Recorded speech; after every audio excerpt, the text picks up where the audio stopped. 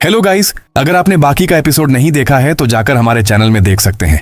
अब आगे हम देखते हैं जू ह्योक किम, जो डंजन को 23 मिनट और 32 सेकंड में पार कर लिया था। यह देखकर संग च्योल ली कहता है, मुझे पता है उसने एंट्रेंस सेरेमनी में इंप्रेसिव परफॉर्मेंस दी थी, लेकिन क्या ये क्लियर टाइम 17 साल के हाई स्कूल स्टूडेंट के लिए पॉसिबल है? मुझे रिकॉर्डिंग देखनी होगी। संग च्योल ली एक स्टाफ से कहता है, सुनो, मुझे उसकी रिकॉर्डिंग दिखाओ। जी सर। वहां पर हम देखते हैं जू ह्योक, जो अपनी तलवार लिए आराम से खड़ा था। दूसरी तरफ एक मॉन्स्टर का ग्रुप उसकी ओर बढ़ रहा था। यह देखकर जू ह्योक कहता है, आजा साले, आज मैं तेरी औकात दिखाता हूं, मुझसे अब रहा नहीं जा रहा। यह कहकर जू ह्योक अपनी तलवार दो गोबलिन के सिर के बीच घुसेड़ देता है। तभी एक गोबलिन ऊपर से अटैक करने के लिए आता है। यह देखकर वह कहता है, अच्छा साले, तुम्हें उल्टा लटकने की बहुत शौक है, आज मैं तेरी शौक पूरा करता हूं। यह कहकर गोबलिन के सिर बीच से ही फाड़ देता है। अब हुए जंगल गोबलिन आउट। तभी वहां दो मुस्टंडे गोबलिन आते हैं और चीखते हुए दोनों गोबलिन एक साथ अपने हथियार से जू ह्योक पर अटैक करते हैं, लेकिन जू ह्योक उछलकर गोबलिन के पीछे चला जाता है और एक साथ दोनों का सिर धड़ से अलग कर देता है। यह सब स्क्रीन पर देखकर सभी लोग हक्का बक्का रह गए और इधर जू ह्योक के सामने सिस्टम के अब तक के सबसे ताकतवर मॉन्स्टर आता है। उस मॉन्स्टर का नाम था गोलेम, और जैसे ही गोलेम अटैक करने के लिए अपना हाथ आगे बढ़ता है, जू ह्योक एक झटके में उसका सर उड़ा देता है। वाह, अब आया पहले जैसा थोड़ा मजा। Golem out. यह सब देखकर संग च्योल ली कहता है, वो गोलेम खास मिड टर्म एग्जाम के लिए बनाया गया था, उसे अपग्रेड किया गया है ताकि आइडियल पार्टी साइज 8 के मुताबिक मैच करे, लेकिन गोलेम आउट। तभी थोड़ी देर बाद डंजन से एक के बाद एक सभी बाहर आने लगे, कोई ठीक ठाक तो कोई जख्मी हालत में, और इधर हमारा मेन हीरो जू ह्योक आराम से खड़ा था। फाइनली मिड टर्म एग्जाम अब खत्म हुई और इधर हम आइगुन किम को देखते हैं, जो संग च्योल ली को रिजल्ट बताता है।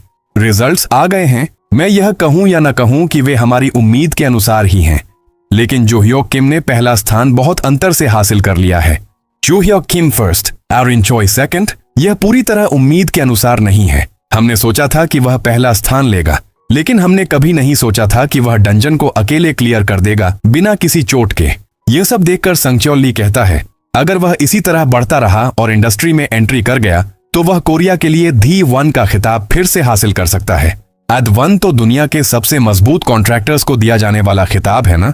हाँ, या शायद यह इसलिए है क्योंकि काफी समय बाद एक ही क्लास में इतने सारे प्रतिभाशाली छात्र इकट्ठे हुए हैं, इसलिए मैं ज्यादा उत्साहित हो रहा हूँ।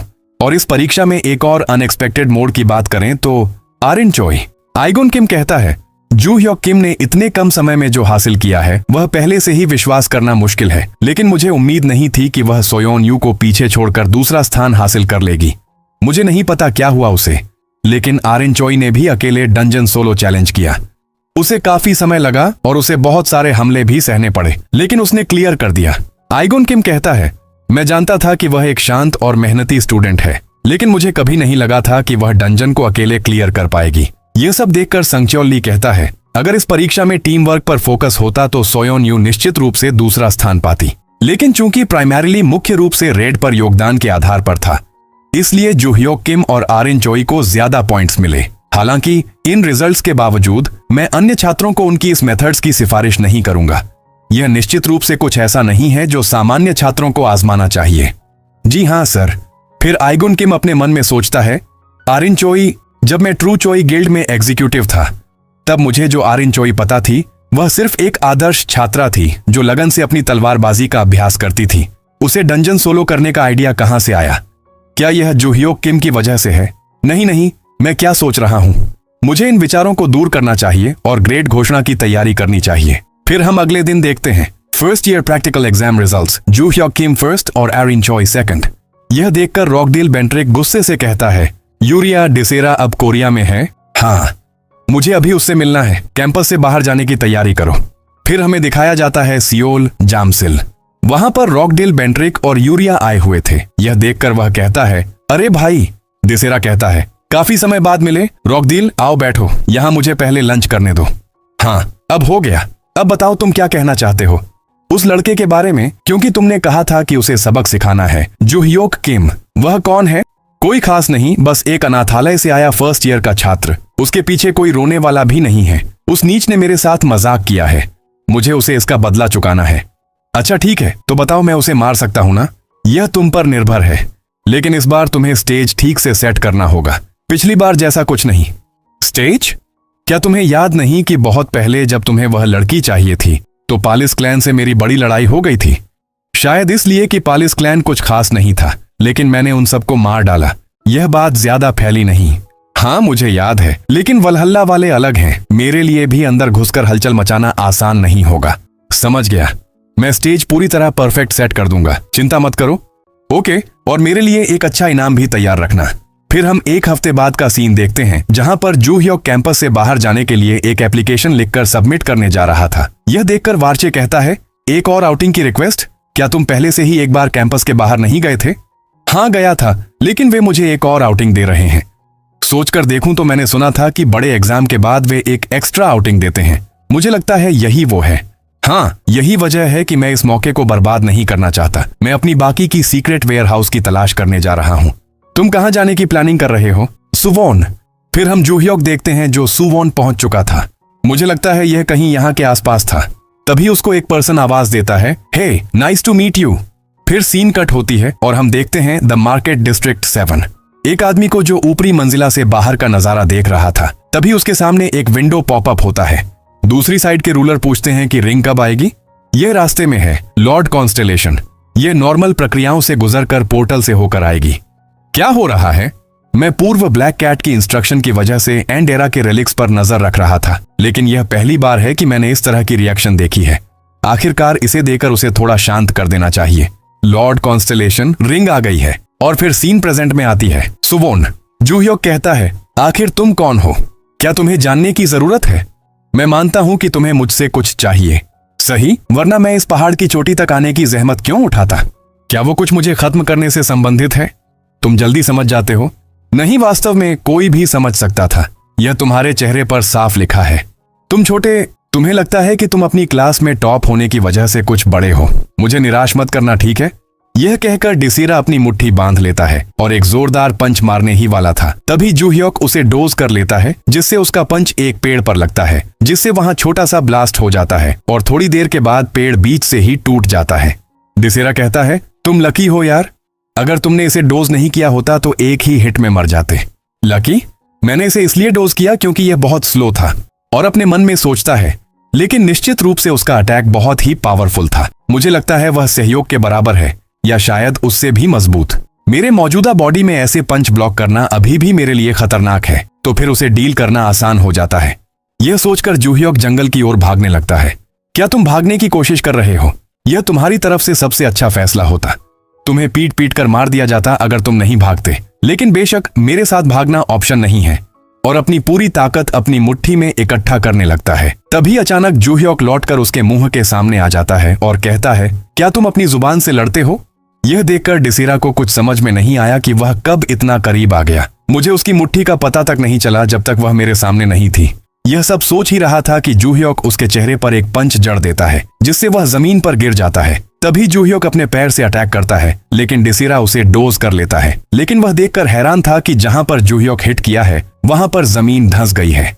वाह, वह तुम तो लकी हो यार, तुमने मेरी किक डॉज कर लिया। तू साले बास्टर्ड, आखिरकार तुम वास्तव में कौन हो? मुझे लगता है तुम्हें पहले से पता है कि मैं वालहाला में टॉप था। जू ह्योक किम। और अपने मन में सोचता है, इस लड़के ने किस तरह की एलिक्सिर ली है। मैं बेंट्रिक क्लैन की ब्रांच फैमिली से हूँ। मेरे पेरेंट्स ने मेरे गिफ्ट का इस्तेमाल करके अपना स्टेटस थोड़ा भी बढ़ाने की कोशिश की। वो गिफ्ट था एलिक्सिर के साथ मेरी इनेट कंपैटिबिलिटी। मैंने जो भी एलिक्सिर ली उन्हें बिना किसी समस्या के डाइजेस्ट कर लिया। मेरे पेरेंट्स ने मुझे सैकड़ों अरबों कीमत वाली एलिक्सिर खिलाई। 16 साल की उम्र तक मैं एक एडल्ट से ज्यादा मजबूत था। मेरे पेरेंट्स शायद मुझे क्लैन के अंदर रिकॉग्निशन दिलाने के लिए इस्तेमाल करना चाहते थे, लेकिन मैं उनकी इच्छा के अनुसार जीना नहीं चाहता था। मेरे पास ओवरवेलमिंग पावर थी। मैं क्लैन रिकॉग्निशन की परवाह क्यों करता? खैर, मुझे लगता है मैं उनके लिए कांटा था।